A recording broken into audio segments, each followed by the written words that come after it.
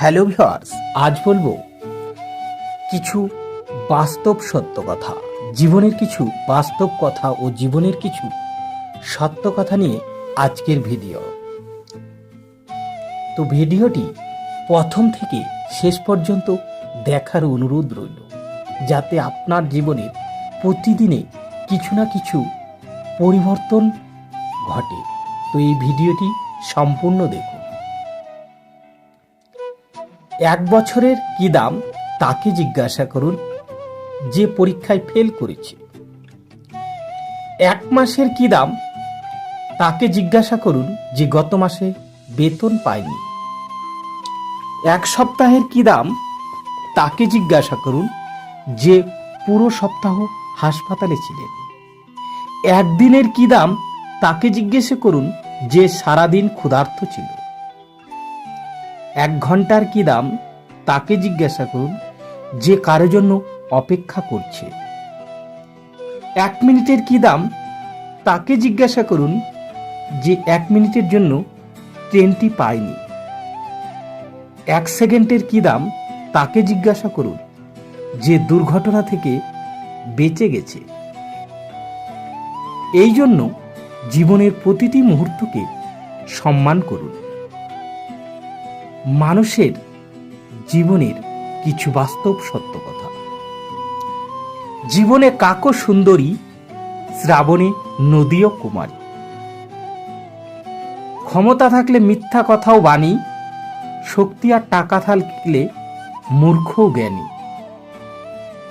পুত্রকে চেনা যায় বিবাহের পর, স্বামীকে চিনবেন স্ত্রীর অসুস্থতায়, স্ত্রীকে চিনবেন স্বামীর দারিদ্রতায়, কন্যাকে চিনবেন যৌবনে, আর বন্ধুর পরিচয় বিপদে, আর সন্তান চেনার উপযুক্ত সময় হলো বার্ধক্য।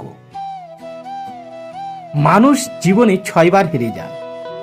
1 টাকার কাছে, 2 ভালোবাসার কাছে, 3 সময়ের কাছে, 4 বিবেকের কাছে, 5 বন্ধুত্বের কাছে, 6 অবশেষে মৃত্যুর কাছে।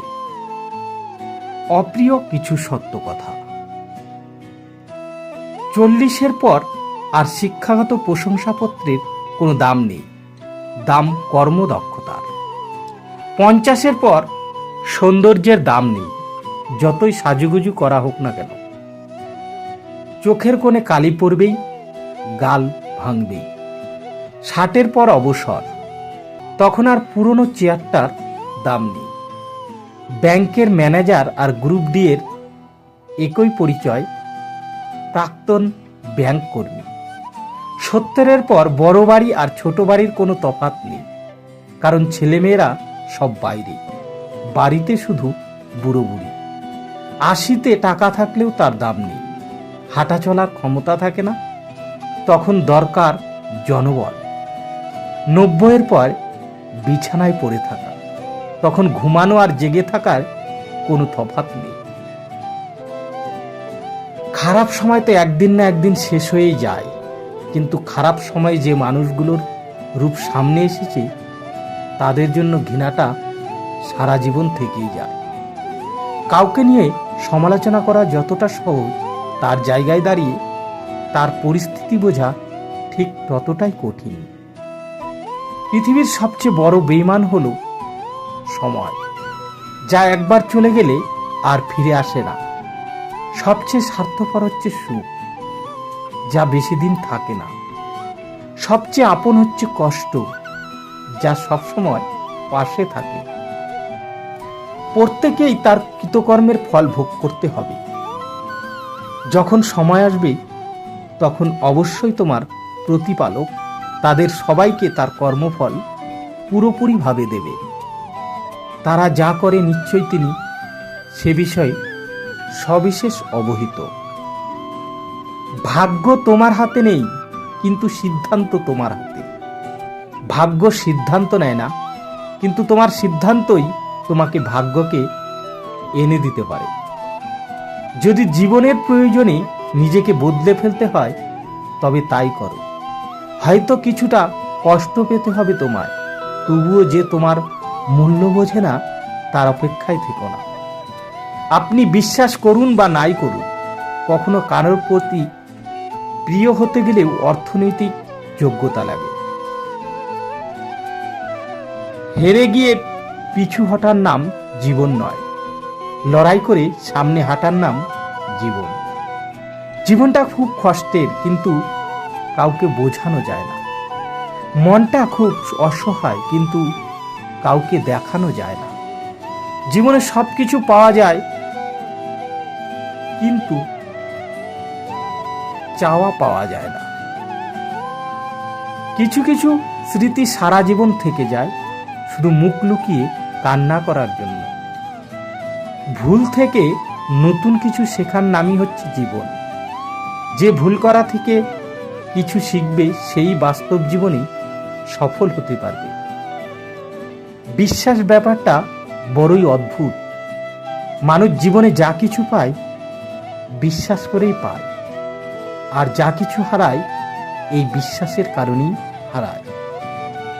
সময়ের প্রয়োজনে যারা কাছে আসে, তারা প্রয়োজন ফুরালে চলে যায়। প্রয়োজন অপ্রয়োজনে যে পাশে থাকে, সেই প্রিয়জন হয়। ঘুম কি অসাধারণ জিনিস। যদি আসে সবকিছু ভুলিয়ে দেয়, আর যদি না আসে তো সবকিছু মনে করিয়ে দেয়। বিশ্বাসটা রক্ষা করতে শিখুন, কারণ বিশ্বাস ভেঙে গেলে সত্যি কথাগুলোও মিথ্যে বলে মনে হয়। কষ্ট পেলেই কি ভালোবাসা হারিয়ে যায়? কখনোই না। যে ভালোবাসতে জানে, সে হাজার কষ্টের মধ্যেও ভালোবাসতে পারে। স্বার্থের পৃথিবীতে ভালো খারাপ বলে কিছু হয় না। তুমি যার মন রাখতে পারবে, তার কাছে ভালো। চলার পথে একা, আর যার মন রাখতে পারবে না, তার কাছে খারাপ। মানুষ অন্যের দোষ দেখতে বিচারপতি হয়ে যায়, আর নিজের দোষ ঢাকার জন্য উকিল হয়ে যায়। এটাই বাস্তব। জীবনের এই 5টি জিনিস খুঁজে পাওয়া খুব কঠিন। 1, নিজের মনের মতো একটা মানুষ। 2, নিষ্পাপ একটা মন। 3, নিঃস্বার্থ ভালোবাসা। 4, কষ্টের ভাগীদার। আর 5, বিশ্বাসী মানুষ। ভোলা যায় না স্মৃতি, বাঁধা যায় না সময়, জানা যায় না ভবিষ্যৎ, চেনা যায় না মানুষ, কেনা যায় না মন, ফিরে পাওয়া যায় না অতীত। পুত্রকে চেনা যায় বিবাহের পর, আর কন্যাকে যৌবনে। স্বামীকে স্ত্রীর অসুস্থতায়, আর তার স্ত্রীকে স্বামীর দুর্বলতায়। বন্ধুর পরিচয় বিপদে, আর ভাইয়ের পরিচয় লড়াইয়ে। আর সে সন্তান চেনার উপায় হলো বার্ধক্যে। তো বন্ধুরা, ভিডিওটি কেমন লাগলো? যদি ভালো লেগে থাকে, অবশ্যই লাইক, শেয়ার ও কমেন্ট করতে ভুলবেন না। আর চ্যানেলে যারা নতুন, তারা সাবস্ক্রাইব করে সঙ্গে থাকবেন নতুন নতুন ভিডিও পাওয়ার জন্য। তো বন্ধুরা, আজকের মতো এ পর্যন্ত। দেখা হবে পরবর্তী ভিডিওতে।